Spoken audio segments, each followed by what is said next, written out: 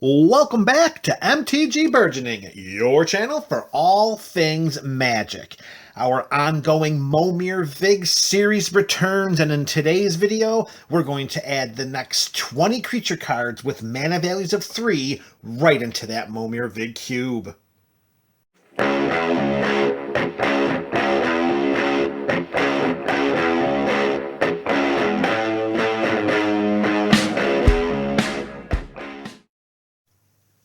Salutations to the MTG BC, that is, the MTG Burgeoning community. Welcome back to another installment of our Momir Vig Cube series.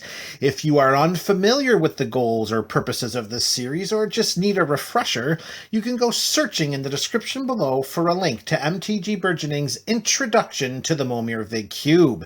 And while you're down there skulking about in the description, you can also click the link to Cube Cobra, where you can view the entire contents of the cube as it stands right now. So let's get right to it. We've got 20 creature cards with CMCs of 3, and the first one is Orem Reef Ooze. We've got a 2/2 Ooze that when it ETBs, we put a +1/+1 counter on target creature we control.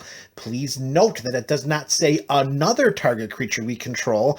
That +1/+1 counter can go right onto Orem Reef Ooze, and whenever we turn this bad boy sideways to attack an opponent, we can put a +1/+1 counter on each attacking creature with a +1/+1 counter on it. And although there is a +1/+1 counter theme woven into this cube, at a bare minimum, you'll get an Orem Reef Ooze that's 3/3 that the next time you attack could turn into a 4/4. Creature number 2, mono red, we have the Orcish Cannoneers. Here we have a 1/3 orc that we can turn sideways to deal 2 damage to target creature or player, and 3 damage to ourselves. So yeah, we do end up on the wrong end of that each time we use its activated ability. However, in Momir Vig, where there are no instant or sorcery removal spells because it's all about creatures all the time, sometimes it may be worth it to take 3 right to the face to get rid of a troublesome or problematic creature on the battlefield. And let's face it, if the stars align properly and we're controlling the game from a life total standpoint, we can start pinging our opponents and taking that 3 damage, but they're going south just as quickly. Except for the 1 point that we're taking extra. But again, if we're in firm control, tapping Orcish Cannoneers for its activated ability will be just the icing on that cake. All right, next creature, and pretty much the opposite of the Orcish Cannoneers, we have Orem Samite Healer, going back to the days of Tempest. It's a 1/3 legend that I guess counts as a cleric according to the rules text below it. So we can tap Orem to prevent 3 damage to any creature or player. Let's not overlook the value of saving 3 points of damage. That can really help with all kinds of combat blocking. That can really put a headache on the opponent for sending creatures into combat against us, knowing that we have the ability to prevent 3 to any one of our blocking creatures, or just let one of those creatures through, tap Orem, and then prevent 3 damage that's dealt to us. And can you imagine if you are fortunate enough to have the Orcish Cannoneers and Orem in play, or Orem at play at the same time, you can prevent the 3 damage from Orcish Cannoneers that's done to our face just by tapping that legend cleric. All right, next up, our first colorless edition, we have the Palladium Mirror. This is a 2/2 mirror that's going to tap for 2 colorless mana. This is all about ramping ahead of our opponents and making sure that we can summon creatures from the Momir Vig Cube ahead of curve for the purposes of winning the game much more quickly than our opponents can hope. Reaching the quarter point back to another mono red creature. This time it is Pastulic Mons, a 2/2 goblin warrior. When this creature or another goblin we control dies, Pastulic Mons deals 1 damage to any target. We can pay 3 in a red mana and sacrifice a goblin to create 2 1/1 red goblin creature tokens. And each time we do that, we are going to have 1 point of damage dealt to any target. Best case scenario with respect to summoning a copy copy of this creature on your side of the battlefield is hopefully you have another goblin that you can sacrifice to Pastulic Mons' activated ability.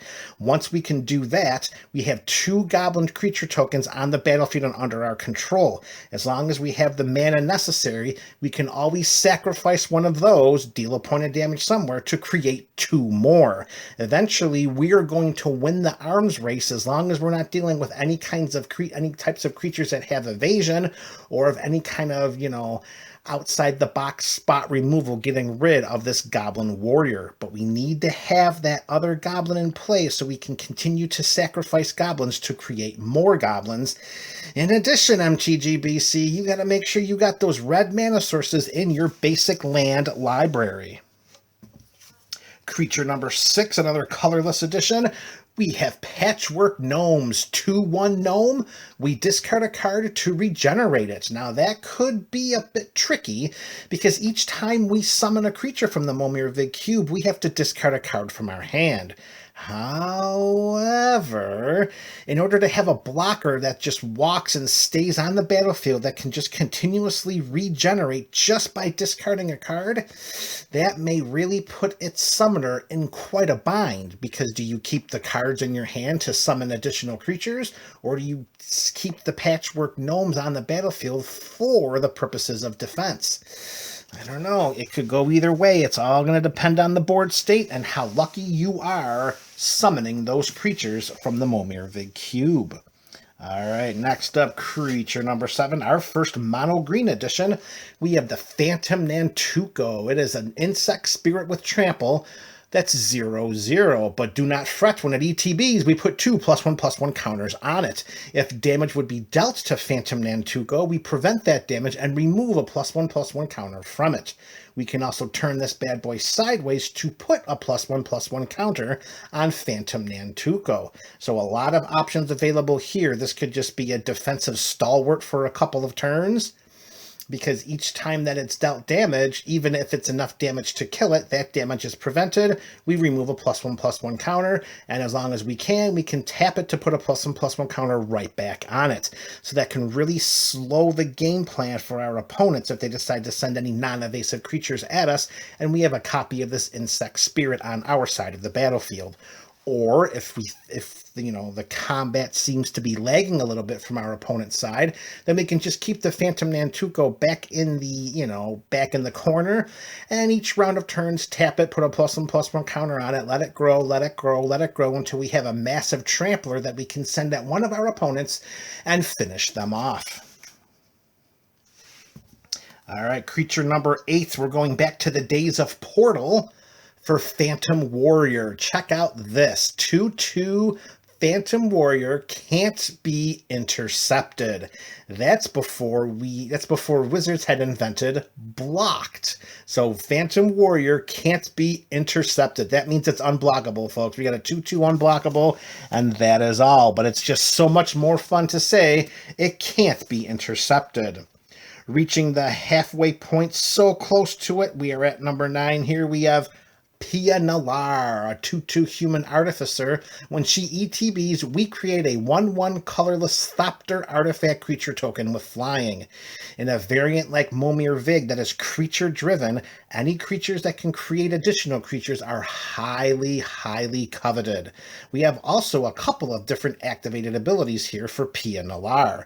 We can pay 1 and 1 red mana, and target artifact creature gets +1/+0 until end of turn. This is kind of an overcosted fire breathing that's a little bit limited because it has to be for a target artifact creature. She does bring her own to the table, of course, when she ETBs, but still 1 and 1 mana for +1/+0, maybe that will be worth it, because let's face it, we're going to win the game via combat, so any way that we can gain an advantage on our opponents, we should try to do that. And lastly, we can pay a generic mana to sacrifice an artifact, and target creature can't block this turn.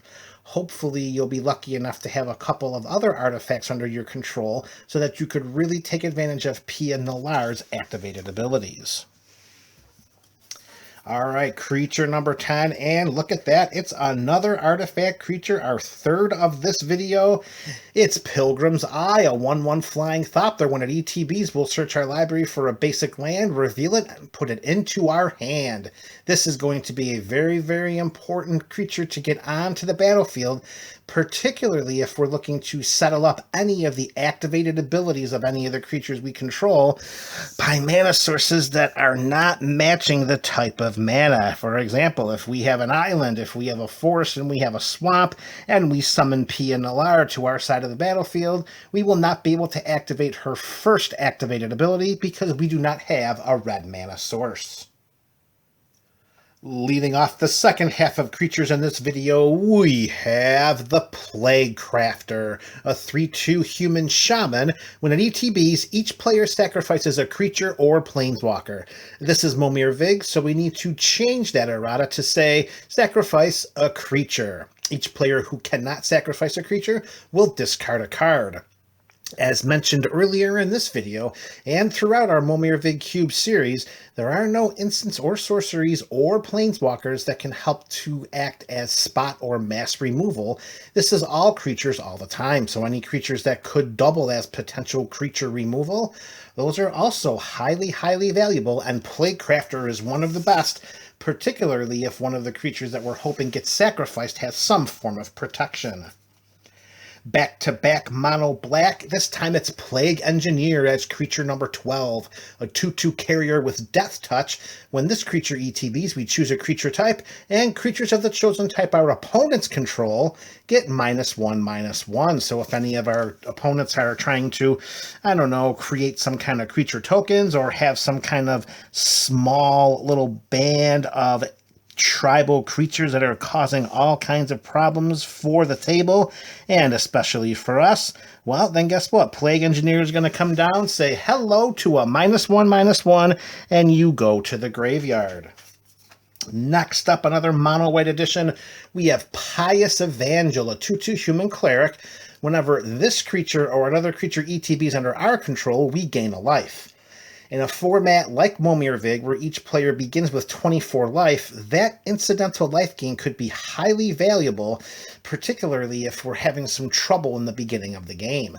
We can pay 2, tap Pious Evangel, and sacrifice another permanent to transform him into the Wayward Disciple, a 2/4, that whenever this creature or another creature we control dies, target opponent loses 1 life and we gain 1 life. So if we're able to transform this, we'll have like a pseudo life drain effect whenever one of our creatures ends up going to the graveyard. All right, creature next is another colorless edition. This time it's the Prakata Pillar Bug, a 2/3 insect that we can pay 1 black mana to give it lifelink until end of turn. Like we were talking about with Pious Evangel, in a format where each player only starts with 24 life, any way in which to gain life through lifelink, let's face it, that could keep us in the game. And again, make sure, MTG BC, you've got those black mana sources in your basic land library. All right, hitting the 3/4 mark of this video, we've got one of my personal favorites, Predator Ooze, a 1/1 indestructible ooze that whenever it attacks, we put a +1/+1 counter on it. And whenever a creature deals damage, whenever a creature that is dealt damage by Predator Ooze dies, it gets an additional +1/+1 counter. So let's face it, this is Momir Vig. Outside of any bouncing from any creature abilities or any kind of sacrifice effects, Predator Ooze is not going to leave the battlefield. Particularly with its indestructibility, it's going to combat every single turn, and it's just going to get bigger and bigger. If it just gets blocked, chump blocked, it gets bigger and bigger. Predator Ooze, although it doesn't have evasion, could end up being one of the most valuable 3-drops you summon to your side of the battlefield. Creature number 16, back to mono red. This time we have the Prodigal Pyromancer. It's a 1/1 human wizard, and it's a Tim Tapper. We're going to turn this bad boy sideways to deal 1 damage to target creature or player. And as we talked about earlier in this video with Orcish Cannoneers, any creatures that can act as creature removal or direct damage to players are highly coveted in a format like Momir Vig. back-to-back mono red creatures, and this time it is Calcisma Behemoth, a 5/5. Yes, MTGBC. It's a 5/5 for the investment of 3 mana, but there is a drawback. It can't attack or block unless you pay 2 generic mana. That might be worth it if you are fortunate enough to summon a token copy of this to your side of the battlefield right on curve. It may be worth skipping the next summoning or two just to send a 5/5 into combat, knowing that you have the numbers on your side. All right, 3 creatures remaining, and the next one is our first multicolored edition of this video, and it is Rada, Heart of Kel. That's a 3/3 elf warrior, and as long as it's our turn, Rada of Kel has first strike, so we have a nice little defensive mechanism there by having this 3/3 have this 3/3 with first strike. We may look at the top card of our library at any time and may play lands from the top of our library. So think of it like that, folks. We will draw our card to start the turn. We can look at the top card of our library, play that as our land for turn, keeping that land in our hand to use to discard to summon a creature from the Momir Vig Cube. That synergy with Rada gives us such an enormous advance on our resources that it should only really be a matter of time until we overwhelm the entire board. And if that weren't good enough, we can pay 4 in Gruul colors to give Rada +X/+X till end of turn, where X is the number of lands we control. So although we're not going to have any kind of mana rocks here, because again, this is Momir Vig, and outside of getting any creatures with some mana abilities like Palladium Mirror, we can sense that we'll tap the 6 mana to give Rada +6/+6, and if it's our turn, it's going to be first strike. I'm sorry, that's not defensive purposes. I said that wrong earlier.